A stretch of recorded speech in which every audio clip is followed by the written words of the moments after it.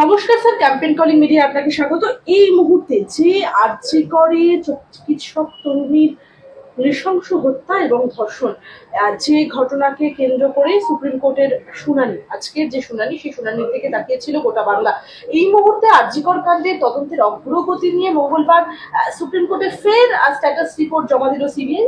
Report দেখে 3 বিচারপতি জানালেন যে কেন্দ্রীয় তদন্তকারী দলের রিপোর্ট দেখে তারা বিচলিত, সেই সঙ্গে তদন্ত শেষ না হওয়া অবধি রিপোর্ট প্রকাশ্যে না আনার নির্দেশ দিল বেঞ্চ। মঙ্গলবার চন্দ্রচূড় বলেন, প্রধান বিচারপতি তিনি বলছেন যে সিবিআই রিপোর্টে যা লিখেছে তা খুবই উদ্বেগের। রিপোর্ট পড়ে তারা বিচলিত বলেও জানান প্রধান বিচারপতি। কেন এরকম মনে হচ্ছে? দেখুন, সুপ্রিম কোর্টে মামলা এটা নিয়ে তৃতীয়বার উঠলো। প্রত্যেকবারই যেটা ধারাবাহিকভাবে লক্ষ্য করে দেবেন, আমি যখন সওয়াল করেছিলাম যে তদন্তটা চলছে, তদন্তের ক্ষেত্রে কোনো রকম যেন বাধা প্রাপ্তি না হয়, এবং সুপ্রিম কোর্ট তারা তদন্ত চালিয়ে যাওয়ার নির্দেশ দিয়েছিলেন। বিগত হিয়ারিং এর সময় যে রিপোর্ট হয়েছে সেই রিপোর্ট দেখেই কিন্তু চিফ জাস্টিস মন্তব্য করেছিলেন দেয়ার আর লিডস। কেন আমি একটা আশঙ্কা প্রকাশ করেছিলাম যে যারা পোস্টমর্টম করেছেন তাদের কতটা যোগ্যতা আছে, মৃতার বাবা মাকে টাকা পয়সার অফার দেওয়া যদি বিষয়গুলো তদন্তের মধ্যে আছে কিনা, তখন চিফ জাস্টিস পরিষ্কার বলেছিলেন there are leads, wait for the next report. আজকে ছিল সেই নেক্সট রিপোর্ট। সেই রিপোর্টের মধ্য দিয়ে তদন্তে অনেকটাই অগ্রগতি হয়েছে। তার প্রমাণ হচ্ছে যে গত দুদিন আগে আমরা দেখলাম আরজি করে তৎকালীন প্রিন্সিপাল এবং টালা থানার ওসিকে গ্রেপ্তার করা হয়েছে। এবং আমার নিজের ধারণা তদন্ত যত এগোবে তত আরো বিভিন্ন বড় উচ্চ পর্যায়ে আধিকারিকদের তাদের জিজ্ঞাসাবাদ করা হবে, দরকার হলে তাদের হেফাজতে নেওয়া হবে। এই সিবিআই তদন্ত যাতে কোনো মতেই ব্যাহত না হয়, এটাই ছিল আমাদের কাজ। সেই কাজটা আমরা করেছি সাকসেসফুল, এবং আজকে সুপ্রিম কোর্ট যে মন্তব্য করেছেন সেই মন্তব্যটাই যথাযথ এবং এটাই কাম্য ছিল। সিবিআই দ্রুত তদন্ত শেষ করুন, তদন্ত শেষ করে চার্জশিট দিন, এবং তার মধ্য দিয়ে প্রমাণ হয়ে যাবে যে রাজ্য সরকারের প্রশাসনিক স্তরে তারা কতটা দুর্নীতি, এবং এই দুর্নীতিকে লালন পালন করতে গিয়ে এইরকম একজন কর্মরত চিকিৎসককেও প্রাণ দিতে হলো, খুন হতে হলো, সেটা তদন্ত দ্বারাই প্রমাণ হবে। এটা আদালতে হইচই করে চেঁচামেচি করে এটা প্রমাণ হয় না। সেটা ভালো। এখন আদালতে মূলত রাজ্য সরকার বনাম চিকিৎসক তাদের যুদ্ধ করে একটা বাজার গরম করার চেষ্টা হচ্ছে, ক্ষমা করবেন, কিন্তু সেটাই হচ্ছে কথা। কিন্তু এটা তো সুপ্রিম কোর্টের কাছে বড় ব্যাপার ছিল না। সুপ্রিম কোর্ট সুমোটো কগনিজেন্স নিয়েছেন যে গোটা দেশ জুড়ে চিকিৎসকদের নিরাপত্তার বিষয়টা বিবেচনা করবার জন্য। সুতরাং আজকে সুপ্রিম কোর্ট তার এখতিয়ারের মধ্যে যেটুকু করা দরকার করেছেন, এবং আমরা আশা করব সিবিআইও ঠিক এই গতিতেই তদন্ত এগিয়ে নিয়ে যাবেন এবং তদন্তের পরিসমাপ্তিতে চার্জশিটও দাখিল করবেন। স্যার, লাইভ স্ট্রিমিং আমরা দেখেছিলাম যে লাইভ স্ট্রিমিং এর প্রসঙ্গটাতে বরাবরই বড্ড স্পর্শকাতর জায়গায় উঠে এসেছে রাজ্য সরকারের তরফে। সেটা জুনিয়র চিকিৎসকরা যখন মুখ্যমন্ত্রীর সঙ্গে বৈঠকে বলেছিলেন, লাইভ স্ট্রিমিং এর যে দাবি তারা করেছিলেন সেই দাবি মানা হয়নি রাজ্যের তরফে। পরবর্তীতে মিনিটসের সন্ধিতে তারা বৈঠক করেন। এই প্রসঙ্গে বলি, সরাসরি কোর্ট রুমে যে সরাসরি সম্প্রচার আমরা দেখতে পাই, সেই সুপ্রিম কোর্টের সরাসরি সম্প্রচার বন্ধ রাখা হোক। সুপ্রিম কোর্টে আর্জি জানালো রাজ্য, এবং স্বভাবতই মানলেন না প্রধান বিচারপতি। কিন্তু কেন তারা এই লাইভ স্ট্রিমিং বন্ধ রাখতে চায়? দেখুন, ইতিপূর্বে যত গুরুত্বপূর্ণ মামলা হয়েছে, যে মামলায় দুর্নীতির কথা এসেছে, যে মামলায় রাজ্য সরকারের প্রশাসনিক দুর্বলতার কথা এসেছে, তখন লাইভ স্ট্রিমিং চালু ছিল না, কিন্তু তারা বারবার আবেদন করতেন সংবাদপত্রে যেন এসব খবর না বেরোয়। আদালতের যে সওয়াল জবাব হচ্ছে, আদালতের বিচারপতিরা যা প্রশ্ন করছেন, এসব যেন সংবাদপত্রে প্রকাশিত না হয়, এই দাবি তারা বহুদিন করছেন। মূলত এই দাবি তারা সারদা মামলায় বারবার করেছিলেন। সুপ্রিম কোর্ট তাদের দাবিকে মান্যতা দেয়নি, প্রত্যাখ্যান করেছে। লাইভ স্ট্রিমিংটা একটা সাম্প্রতিক ঘটনা। সুপ্রিম কোর্ট তারা সিদ্ধান্ত নিয়েছেন যে কোর্টের কার্যক্রম সমস্ত মানুষ জানুন, দেখুন। সুতরাং এই লাইভ স্ট্রিমিং এটা হচ্ছে স্বচ্ছতার একটা অংশ। এই রাজ্য সরকার যা নিজেরা অস্বচ্ছভাবে কাজকর্ম করেন বলেই তার লাইভ স্ট্রিমিং আপত্তি ছিল, এবং এই মিটিং করা লাইভ স্ট্রিমিং এর আপত্তিটাকে বৈধতা দেওয়ার কথা ভেবে দুর্ভাগ্যজনকভাবে আদালতে কপিল সিবাল লাইভ স্ট্রিমিং তার বিরুদ্ধে কথা বললেন। এটা আর কিছুই না, এটা হচ্ছে এই রাজ্যের যে অপদার্থতা, সেই অপদার্থতার একটা বৈধতার দরকার ছিল। সেই বৈধতা তারা ভেবেছিলেন সুপ্রিম কোর্টে বললে পরে সেখান থেকে বৈধতা পাওয়া যাবে, কিন্তু স্বভাবতই বিচারপতিরা তো এই ধরনের অযৌক্তিক দাবিকে মান্যতা দেবেন না। কেন আমরা বাস করছি একটা সাংবিধানিক গণতন্ত্রে, সেখানে স্বচ্ছতাই হচ্ছে মূল কাজ। মানুষ যদি সব জানেন, সব দেখেন, তাতে আপত্তির কি আছে? একদমই।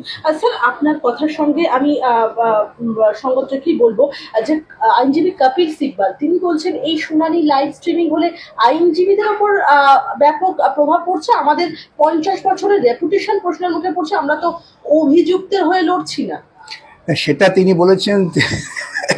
আসলে লাইভ স্ট্রিমিং এর পর অনেকে হয়তো অবাঞ্ছিত মন্তব্য করছেন আইনজীবীদের সম্পর্কে, সেটা করা হচ্ছে না। অনেকে বুঝছেন না, অনেকে ভাবছেন একজন আইনজীবী তিনি বেশি কথা বললেন না কেন, একটু হইচই করলে ভালো হতো।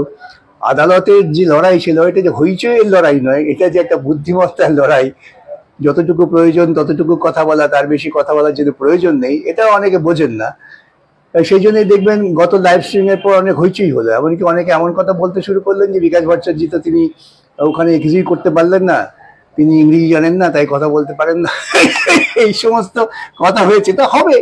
এখন মানুষ 100টা লোক থাকলে তার 100টা মত থাকতে পারে, তা দিয়ে তো আমাদের বিচলিত হলে চলবে না। আমাদের কাজ করতে হবে নির্দিষ্ট লক্ষ্যমাত্রায়। সেই লক্ষ্যমাত্রা আমাদের যেটা ছিল যে তদন্ত ঠিক পথে চলুক, সেই দিকে এগিয়েছে সুপ্রিম কোর্ট, এবং সেটাই বাঞ্ছনীয়। আসলে কপিল বাবুর বিরুদ্ধে অনেক এরকম মন্তব্য হচ্ছিল, কিছু কিছু অবাঞ্ছিত কথা হচ্ছিল, সেগুলো না হলেই ভালো হতো। তাই তিনি একটু শঙ্কিত হয়ে পড়েছেন, ভাবছেন তার রেপুটেশন আঘাত লাগবে। রেপুটেশন এত খুচরো জিনিস নয় যে তাতে কিছু যায় আসে। একদমই। আচ্ছা, মুখ্যমন্ত্রী একদিকে বলছেন যে উই ওয়ান্ট জাস্টিস, অন্যদিকে এত তাবড় তাবড় আইনজীবীদের রাজ্যের তরফে দান করা হয়েছে যারা তদন্ত করছে তাদের বিরুদ্ধে, কেন যদি আপনি একটু বুঝিয়ে বলেন। আসলে মুখ্যমন্ত্রী বলছে উই ওয়ান্ট জাস্টিস, তিনি জাস্টিস চাইছেন তার পক্ষে। তার পক্ষটা কি, যে তার সরকারের আধিকারিকরা যে অপকর্মগুলো করেছেন সেটা যেন ঠিক থাকে, এটাই তার কাছে জাস্টিস। কে জাস্টিস চাইছে, তার জাস্টিসের পরিধিটা কি, সে জাস্টিস বলতে কি বুঝছে এটা বুঝতে হবে তো। তিনি কখনোই বলেননি we want justice for Tilottama, we want justice. অর্থাৎ মুখ্যমন্ত্রী তার অফিসাররা যে অপকর্ম করেছেন সেটাও তারা একটা ন্যায় বিচার চান, অর্থাৎ সেই অপকর্মেরও একটা যেন অনুমোদন থাকে, এই হচ্ছে তার কাম্য। নির্যাতিতার বাবার চিঠিতেই রয়েছে এমন কিছু তথ্য যা মোড় ঘুরিয়ে দেবে তদন্তের, প্রধান বিচারপতির পর্যবেক্ষণ। এরকমই একটা পর্যবেক্ষণ আজকে আমরা দেখলাম। নির্যাতিতার বাবা আগেও যা বলেছেন, এখনো তাই বলেছেন। সেই নির্যাতিতার বাবার এবং তার মায়ের জবানবন্দির উপর ভিত্তি করেই সিবিআই তদন্ত চলছে, শুধু এটা নতুন কিছু না। এগুলো ওই আদালতে একটা চমক দেওয়ার ঝোঁক থাকে না, আমি একটা চিঠি তুলে দিলাম, যা আদৌ প্রয়োজনীয় নয়। যাই হোক, সেটা তো অন্য কথা। এখন ওরা তো আর নতুন কিছু বলতে পারেন না, ওরা আগে যা বলেছেন, বারবার সিবিআই তাদের জিজ্ঞাসাবাদ করেছেন, বিভিন্ন জায়গায় তারা তাদের কথা বলেছেন। স্বভাবতই বাপ মার যে আকুতি, তা নিয়ে বিচারপতিরা তো একটু চিন্তিত হবেনই, তারাও তো আবেগপ্রবণ হবেন। স্যার, এই যে সিসিটিভি ফুটেজ, ঘটনার দিনের যে সিসিটিভি ফুটেজ, মূলত অকুস্থলের যে সিসিটিভি ফুটেজ, সেই নিয়ে কিন্তু প্রথম থেকেই সেই সিসিটিভি ফুটেজ একটা আলোচনার কেন্দ্রবিন্দুতে ছিল। আমরা দেখলাম আজকে যখন সেই সিসিটিভি ফুটেজের প্রসঙ্গ উঠলো সুপ্রিম কোর্টে, সেই সময় সিসিটিভি ফুটেজ নিয়ে প্রশ্ন করল ফিরোজ এদুলজি। তিনি সিসিটিভি ফুটেজের কোন অংশটা দেয়া হয়েছে, বিগত দিন সিবিআই এর পক্ষ থেকে তুষার মেহতা সলিসিটর জেনারেল তিনি বলেছিলেন তারা ক্লিপিংস পেয়েছেন মোট 27 মিনিটের, অথচ রাজ্য সরকারের থেকে দাবি করা হচ্ছিল যে তারা পুরো সিসিটিভি ক্লিপিংস দিয়েছেন। এই বিতর্কিত বিষয়টা গতদিনই উঠেছিল এবং তখন এটা নিয়ে আলোচনা হয়েছে। আদালত দুপক্ষকেই বলেছেন তোমরা সঠিক তথ্য দাও, এবং আজকেও যখন এই কথা বললেন সলিসিটর জেনারেল যে সিসিটিভি ফুটেজ তারা পুরো পাননি, তাহলে রাজ্য সরকারের পক্ষ থেকে পাল্টা কোনো বক্তব্য হাজির না হওয়াতে এই সত্যটাই প্রকাশিত হলো যে সিসিটিভি ফুটেজের সামগ্রিকটা দেয়া হয়নি, যেটা তদন্তের জন্য কাজে লাগতে পারে। সরি স্যার, আমি একটু সংশোধন করে নেবো। এই যে জনস্বার্থ মামলাকারী বিজয় কুমার সিংঘলের আইনজীবী ফিরোজ এদুলজি, তিনি আদালতে বলছেন যে কলকাতা পুলিশ কেন 27 মিনিটের ফুটেজ দিল, যে 100 জিবি একটা পেন ড্রাইভের প্রসঙ্গ বারবার উঠে আসছে, যে বাকি ফুটেজ কেন দেওয়া হলো না। তার এটাই তো তদন্তের ব্যাপার। যদি বাকি ফুটেজ না দিয়ে থাকে তাহলে তদন্তকারীরা তারা সেইভাবেই সিদ্ধান্ত নেবেন। এই গোটা বিষয়গুলো যেগুলো আমরা আলোচনা করছি প্রথম দিন থেকে, সবটাই কিন্তু সিবিআই এর তদন্তের আওতাভুক্ত। সুতরাং একই কথা বারে বারে বলে তো আমরা কোনো তদন্তের নতুন পয়েন্ট পাচ্ছি না, এবং সেই তদন্ত হচ্ছে বলেই আজকে তদন্ত রিপোর্ট দেখে বিচারপতিরা বলেছেন যে বিস্ময়কর ব্যাপার। সুতরাং এই যে ফুটেজ সিসিটিভি পুরোটা না দেওয়া, এটাও তো তদন্তকারীরা সিদ্ধান্ত নেবেন, পৌঁছবেন এই সিদ্ধান্তে যে যারা লোকাবার চেষ্টা করছেন, কারা লোকাবার চেষ্টা করছেন, তারাও এর সঙ্গে যুক্ত কিনা। স্বভাবতই এই প্রশ্নগুলো আসবে তদন্তের মধ্যেই। স্যার, আমরা দেখতে পাচ্ছি আরজি করে এই ঘটনার পর থেকেই রাজ্য সরকার এরপরে কর্মক্ষেত্রে মহিলাদের জন্য রাতের শিফটে কাজ করা নিয়ে রাজ্য সরকার একটি বিজ্ঞপ্তি জারি করেছিল। আর মূলত রাজ্য সরকারের তরফ থেকে আলাপন বন্দ্যোপাধ্যায় সেটি একটি বিজ্ঞপ্তিটা পড়ে শোনান যে রাতের সাথী প্রকল্প, আর সেখানে ছিল 12 ঘন্টার মেয়েদের যে শিফটে কাজ করা। সেই বিজ্ঞপ্তি নিয়ে মঙ্গলবার প্রশ্ন তুলল সুপ্রিম কোর্ট। এই নির্দেশিকা সংশোধন করার জন্য রাজ্যকে নির্দেশ দেখুন, দিচ্ছে। এই নির্দেশিকা যেদিন বেরোয় সেদিন রাত্রে কিংবা তার পরের দিনই আমি একটা পোস্ট করেছিলাম, এবং এরকম পোস্ট হয়তো অনেকেই করে থাকতে পারেন, আমি জানি না। সেখানে যেটা পরিষ্কার বলেছিলাম যে রাজ্য সরকার মহিলাদের তাদের কর্মক্ষেত্রে নিরাপত্তা দেওয়ার পরিবর্তে তাদের কর্মের পরিসরটাকে সংকুচিত করছেন। এটা একেবারে মনুবাদী চিন্তা থেকে এটা এসেছে যে মহিলারা ঘরেই থাকুন, তারা কাজ করলেও দিনের বেলা কাজ করুন, রাত্রিবেলা তারা কাজ করতে পারবেন না। অর্থাৎ মহিলারা একটা দুর্বলতর শ্রেণী এবং তারা যোগ্যতা থাকলেও কাজ করার মতো তাদের পরিসর নেই, এইরকম একটা ধারণা তৈরি করার চেষ্টা করেছিলেন। সেটা স্বভাবতই নিন্দনীয়, এবং আজকে সুপ্রিম কোর্টে সেটাকে বদলাতে বলেছেন খুব স্বাভাবিক কারণে। আমি জানি না রাজ্য সরকার কাদের বুদ্ধিতে কাদের পরামর্শে চলছেন, যে পরামর্শটা মূলত গোড়াতেই গলদ সৃষ্টি করছে। স্যার, আজকের রায় নিয়ে আপনার কি পর্যবেক্ষণ?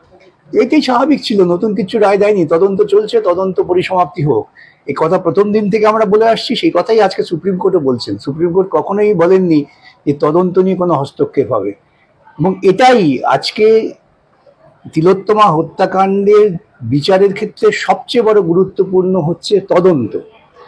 এই তদন্তটা হস্তক্ষেপ না হওয়াটাই হচ্ছে একটা ইতিবাচক। এবং যেহেতু আদালতের নির্দেশে সিবিআই আদালত পর্যবেক্ষণ করছেন, সিবিআইও কিন্তু তদন্তটা সততার সঙ্গে করবেন, এটাই কাম্য, এবং সে পথেই যাচ্ছে। এই জন্য আমরা খুশি। স্যার, গতকাল মুখ্যমন্ত্রী যে জুনিয়র ডাক্তারদের সঙ্গে বৈঠক করলেন এবং তাতে যা নির্যাস বেরোলো, এটা কি আন্দোলনের জয় না পরাজয় হবে? এটা না জয় না পরাজয়, এটা অন্ততপক্ষে মুখ্যমন্ত্রী বাধ্য হলেন এটা বলতে যে commissioner of police, director of medical education বা অন্যান্য যারা হেলথ সেক্রেটারি, ডিসি নর্থ, এরা সকলেই কমপ্লিসিট, এটা মুখ্যমন্ত্রী স্বীকার করে নিলেন। স্বীকার করার ফলে তার যা প্রাথমিক দায়িত্ব ছিল এদের বিরুদ্ধে শাস্তিমূলক ব্যবস্থা নেওয়া, সেটা করার মতো সাহস মুখ্যমন্ত্রী দেখালেন না। যারা আন্দোলন করছেন তারাও তাদের ট্রান্সফার করে দেওয়া হবে এই দাবিতে সন্তুষ্ট থাকলেন। সেটা একটা কারো জয় বা কারো পরাজয় বলতে আমি রাজি নই। এটা আন্দোলনের চাপের স্বাভাবিক পরিণতিতেই এটা হয়েছে। আচ্ছা, সমাজের বিভিন্ন অংশ থেকে যে জনমত আমরা গ্রহণ করছি, সেই জনমত দ্বারা উঠে আসছে একটি কথা যে মুখ্যমন্ত্রী কালকে ঘোষণা করলেন 12টার পরে যে আজকে বিকেল 4টের পর বিনীত গোয়েল নগরপালকে সরিয়ে দেওয়া হবে। এখন সাধারণ মানুষ প্রশ্ন তুলছেন যে গোয়েল বদলে দোয়েল এসে সিস্টেমের শূন্যস্থান পূরণ করবে, কিন্তু সিস্টেম বদলাবে কি? বদলাবে না। সিস্টেম বদলাবে যদি এইরকম জন আন্দোলনের চাপ থাকে। চিকিৎসকরা এই চাপটা ধারাবাহিকভাবে বজায় রাখতে পারেন, কেন এটা চিকিৎসকরা যে দাবি তুলেছেন অত্যন্ত নৈতিক দাবি। তারা কিন্তু তাদের ব্যক্তি স্বার্থের জন্য, অর্থাৎ বেতন বৃদ্ধি কিংবা পোস্টিংয়ের জন্য লড়াই করছেন না, তারা লড়াই করছেন সামগ্রিক স্বাস্থ্য পরিকাঠামো উন্নতির লক্ষ্যে। সেই পরিকাঠামো যদি উন্নতি না হয় তাহলে চিকিৎসকদের লড়াইটা চালিয়ে যেতে হবে। চিকিৎসকরা যেন মনে রাখেন তাদের এই লড়াইয়ের পেছনে নৈতিকভাবে ভারতবর্ষ শুধু নয়, ভারতবর্ষের বাইরের মানুষও সমর্থন জানিয়েছেন। সেই নৈতিকতাকে শ্রদ্ধা জানিয়ে, সম্মান জানিয়ে চিকিৎসক বন্ধুরা লড়াইটা চালিয়ে যাবেন, এটুকু বিশ্বাস আছে। এবং তাদের লড়াইয়ে আমরা যারা আইনজীবী আছি যেমন সাহায্য করতে পারি নিশ্চয়ই সাহায্য করবো।